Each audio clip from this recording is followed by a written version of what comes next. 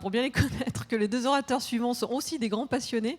Marion et Paul, je vais vous inviter à venir me rejoindre. Je vais juste du coup vous demander si vous arrivez à tenir vraiment dans les 20 minutes, ce serait super.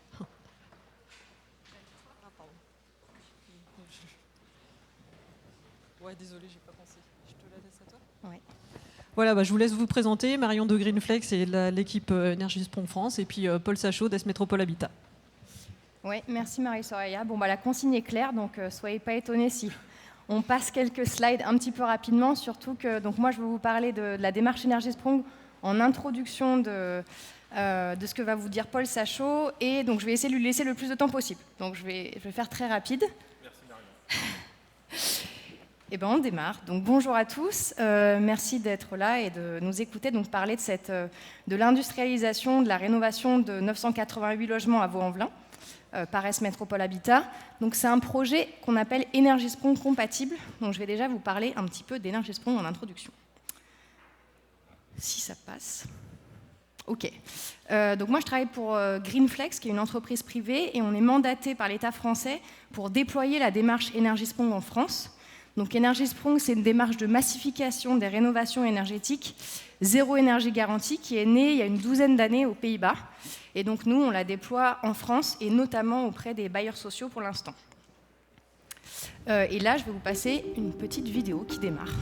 We use and waste a lot of energy, particularly in our homes and buildings to keep us warm and provide us with hot water.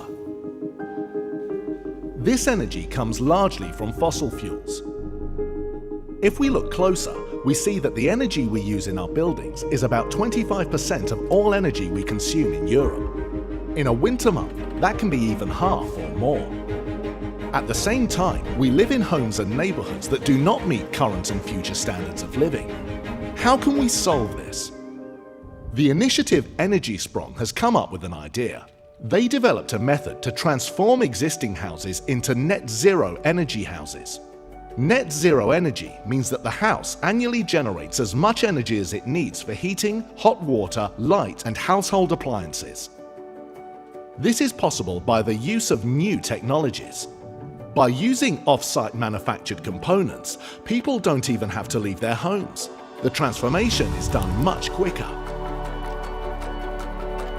After a makeover, the house not only looks good and feels comfortable, it even comes with a long life warranty on both the energy performance and indoor climate. This all sounds great, but who's going to pay for it? Money that you'd normally spend on your energy bills, combined with reduced repairs and maintenance costs, pays for the retrofit. Thousands of people in Europe already enjoy more comfortable living conditions without an increase in costs of living, and more retrofits are taking place every day. How do we make this work? A group of housing organisations initially joins forces to create a first market. Simultaneously, adjustments in some regulations are made to make scale possible. At the same time, financial institutes evaluate this new retrofit approach to provide affordable financing to homeowners. Energy Sprong's independent market development team coordinate all the activities to make sure that each of the required market conditions will be fulfilled. So now, innovative companies can invest in and develop these scalable net zero energy makeovers, focusing on driving performance up and driving costs down. Because we all share the same home, we need retrofits that get rid of fossil fuels, scale quickly, and create warm, desirable, affordable homes. Let's start today. Voilà pour la petite intro. Et donc, en quelques mots, les 4 piliers de la démarche Énergie Sprong. Donc, le premier, c'est de réaliser des rénovations énergie zéro garanties sur le temps long, tous usages. Donc, énergie zéro, c'est quoi? Ça veut dire que, bien sûr, on travaille d'abord sur l'enveloppe du bâtiment pour réduire un maximum les besoins énergétiques. Et sur la consommation d'énergie résiduelle, on vient la compenser par de la production d'énergie renouvelable locale, le plus souvent photovoltaïque, mais pas exclusivement.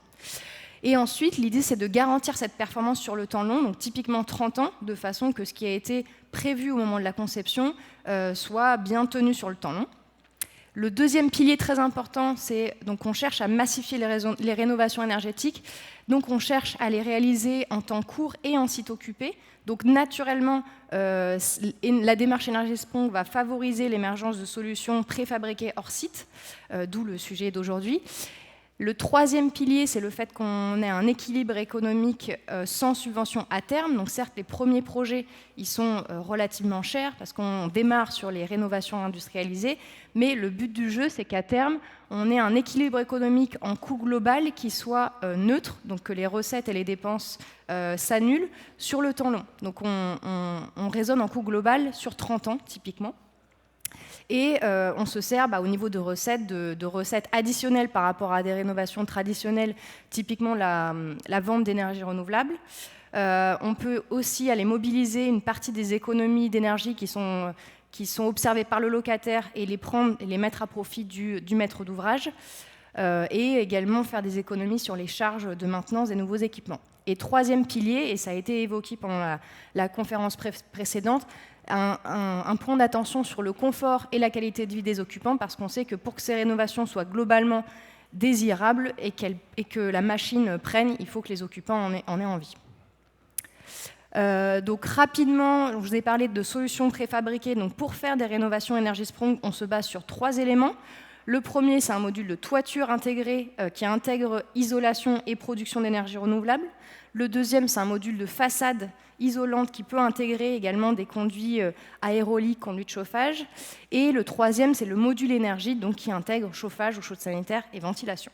Et donc tous ces modules, le but du jeu, c'est qu'ils soient préfabriqués hors site pour pouvoir être installés rapidement sur le chantier. Pour information, donc sur la région Auvergne-Rhône-Alpes, nous on a un rôle de développement de marché donc, qui intègre la mobilisation d'entreprises qui sont en capacité de répondre au marché Energy Sprong qui se lance avec des porteurs, donc notamment le cluster éco-bâtiment. Et j'avance assez rapidement. Au niveau national, on a lancé un concours d'innovation Energy Sprong. Là, on en est à la saison 2 et je vous invite tous à venir sur Bipositive. J'imagine que vous y serez nombreux. Il y aura le forum Innovation Energy Sprong avec la présentation de prototypes liés au concours Innovation Energy Sprong et les lauréats seront présentés. Au niveau des projets Energy Sprong en France, on voit, donc je ne vais pas m'attarder sur les chiffres, mais une très forte croissance. Donc on est parti de quelques projets en 2018 qui avaient été livrés. Donc là, on voit un nombre de logements, donc 22 logements, et on monte de façon quasi exponentielle vers environ 6500 logements qui seront livrés en 2023. Essentiellement des logements sociaux, mais également quelques rénovations de bâtiments éducatifs qui voient le jour aussi. Pour massifier les rénovations énergétiques, on se rend compte que c'est important d'agréger une demande en rénovation pour que les professionnels puissent s'organiser et réduire les coûts. Donc, en Pays de la Loire, ils ont été précurseurs et ont lancé une démarche collective qui permet de rénover 2000 logements en Energy Sprong et qui regroupe 12 bailleurs sociaux des Pays de la Loire et 2 organismes bretons qui se sont ajoutés. Donc là, les offres finales ont été présentées et l'attribution des lots doit arriver là incessamment sous peu. Donc ça a été la première des démarches collectives qui s'est structurée. La deuxième, dont Fabien Lasserre, qui est ici présent, pourra vous parler si besoin pendant la pause, c'est la démarche Jireo, qui regroupe 7 bailleurs et 8 marchés globaux de performance Energy Sprong en Hauts-de-France. Et en Auvergne-Rhône-Alpes, donc la demande en rénovation Energy Sprong est aussi en train de se structurer avec Laura HLM qui réfléchit à comment massifier les rénovations énergétiques au sens large, donc qui incluant la démarche Energy Sprong, mais pas que la démarche Energy Sprong. Et voilà, il y a un travail qui est en cours, accompagné d'une AMO, pour réfléchir à comment massifier les rénovations énergétiques sur ce territoire-là. Globalement, les projets qui sont lancés sur la région Energy Sprong, donc on a commencé avec cette rénovation dont Paul Sachot va vous parler, environ 614 logements qui sont en train d'être rénovés, d'autres projets qui sont en train de se lancer et encore plus via la démarche de massification. Voilà, donc je vais maintenant passer la parole à Paul Sachot pour vous parler de son projet de 988 logements. Et pour nous, ça s'insère vraiment dans une dynamique d'augmentation des massifications de rénovation énergétique. Donc à toi, la parole. Tiens. Merci à tous. Bonjour. Je sais pas si on entend. Oui. Bonjour, Paul Sachot. Je suis chargé de mission expérimentation et financement chez S Métropole Habitat. Je sens que vous allez manger pas mal de S Métropole Habitat ce matin. Déjà Pranard, aujourd'hui, puis cet après-midi, je crois qu'il y a encore 2 autres projets. Notre enjeu a été de dire EnergySprong, c'est comme un arbre.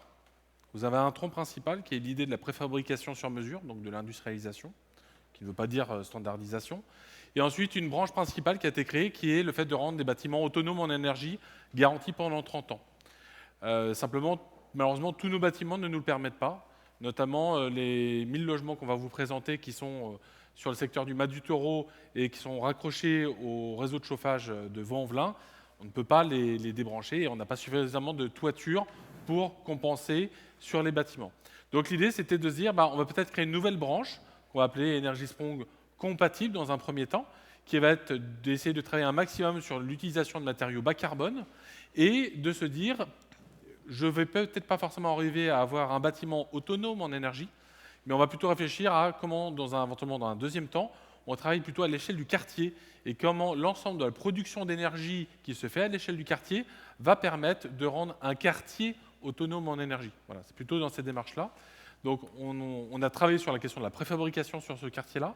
On a un autre projet de 930 logements qui est en train d'être lancé en consultation sur le secteur de Saint-Priest, où là, pareil, on est en train de regarder sur ces 2 échelles de temps. La première, la rénovation au maximum de ses capacités sur les bâtiments, et après, la production d'énergie à l'échelle du quartier. Donc le sujet qui nous concerne, on est sur un bâtiment, donc on a réhabilité, BBC, on est en 988 logements, utilisation de matériaux bas carbone, donc je vous présenterai tout à l'heure. La vraie force de la démarche EnergySprong, c'est le délai. On est en 2021, on a livré début 2021, et c'est un projet qu'on a commencé à lancer dans nos réflexions en 2017. Donc, étude, conception, réalisation, le tout en à peu près moins de 4 ans, ce qui est quand même pour le coup une sacrée prouesse. Et puis, ce qui est intéressant, ça s'insère aussi dans un temps électoral. Donc, ensuite, la réflexion, c'est de travailler sur des préfabrications. Donc, ça ne veut pas dire qu'on est forcément standardisé. On a scanné les bâtiments, on les a modélisés en 3D, ce qui nous a valu d'ailleurs le prix du BIM d'argent pour le plus gros volume de bâtiments scannés en 3D. Et derrière, on va, donc, localisation, secteur Mas du Taureau, à Vaux-en-Velin, où on a donc les 2 poches, Grand Bois et Noirettes, 424 et les autres logements pour faire 988. Là, la démarche, on est sur l'idée de faire un conception-réalisation en dialogue compétitif. Pourquoi ? Parce qu'on se rend compte que les filières, les entreprises ne sont pas encore adaptées aujourd'hui. Alors, là, en 2021, elles le sont beaucoup plus. Mais quand on a commencé à lancer la réflexion en 2018-2019, il a fallu un peu défricher. Donc on est parti dans un projet global où on voulait une entreprise générale ou un groupement d'entreprises, 4 architectes. C'est assez ambitieux, vouloir faire travailler des architectes entre eux, mais on y est arrivé, la preuve comme quoi. Un BET et une MOS. Donc là, l'idée, ça a été de plutôt donner un challenge, de dire, trouvez-nous des solutions de réhabilitation préfabriquées avec une empreinte carbone la plus faible possible. Et là, c'est là où les entreprises et les bureaux d'études sont venus se challenger et venir nous proposer des solutions qui répondaient à ces interrogations. Donc les travaux intérieurs, travaux énergétiques, isolation des façades, isolation des vides sanitaires, isolation et étanchéité en toiture. On a remplacé la VMC et on a remplacé les menuiseries qui n'avaient pas encore été remplacées en simple vitrage. Quelques travaux intérieurs, je passe vite fait, mais le sujet était intéressant. On était parti dans l'idée de comment rendre le locataire pas simplement consommateur de sa réhabilitation, mais plutôt conso-acteur.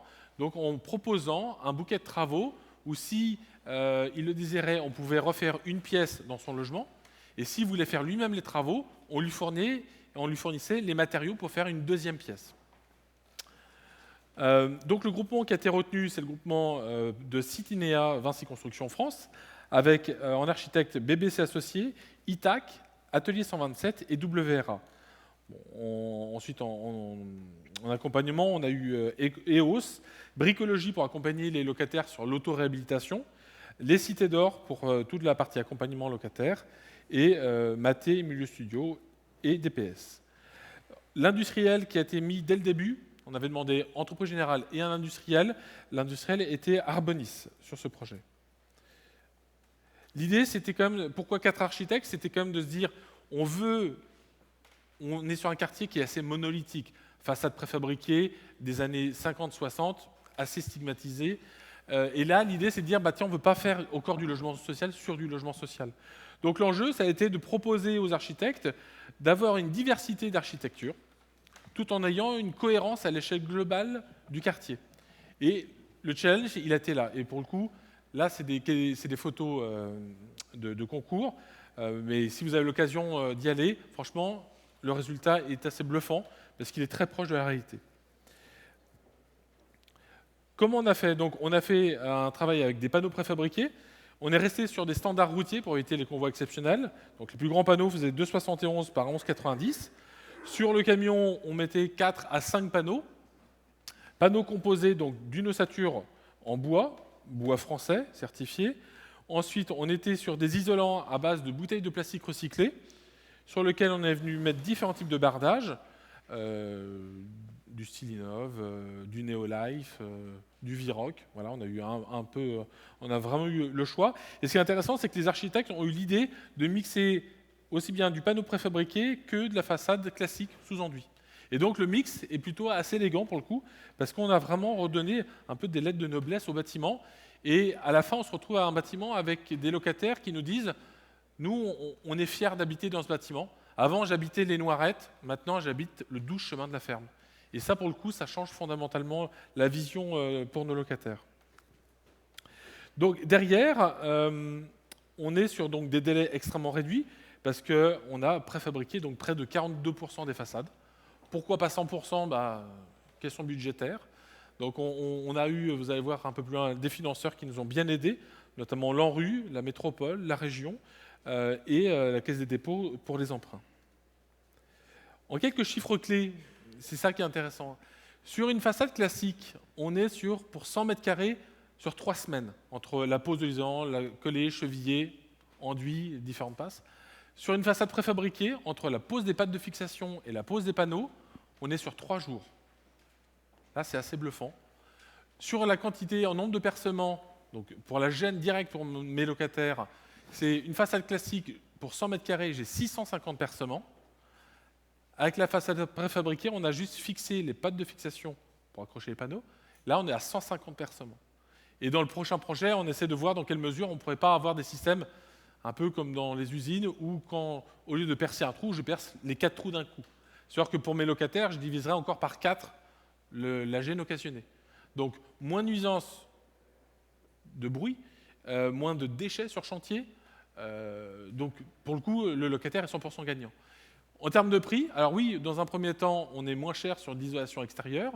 Là, j'étais à 90 € du mètre carré, sur une isolation à base de fibres de bois, donc c'était Pavatex avec Zolpan. Et les isolations thermiques préfabriquées, aujourd'hui, on est un peu plus cher, oui.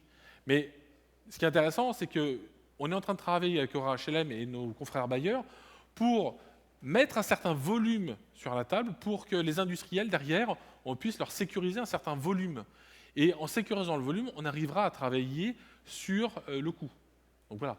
On n'arrivera pas forcément à 90 € du mètre carré, on va être franc. Mais par contre, le gain apporté à nos locataires, aussi bien en termes de délai, mais aussi en termes de qualité de finition, ça vaut largement l'écart de prix. On est sur un coût global de 25 millions, qui a été, donc, comme je vous disais, financé par l'ANRU, la Caisse des dépôts, la métropole, la région, et donc S-Métropole Habitat. Voilà. Eh ben, parfait. Merci beaucoup. Merci Marion. Merci Paul. Est-ce qu'on peut vous applaudir aussi?